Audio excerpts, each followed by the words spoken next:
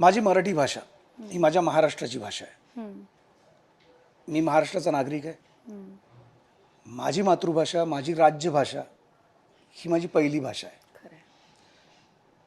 तसंच कुठल्याही तुम्ही राज्यात जा, तुम्ही तामिळनाडूत गेलात, तुम्ही गोव्यात जा, तिकडची कोकणी आहे, तिकडची माणसं जी तिकडे राहतात, जी तिथे जन्माला आलेली आहेत ती त्यांची मातृभाषा आहे.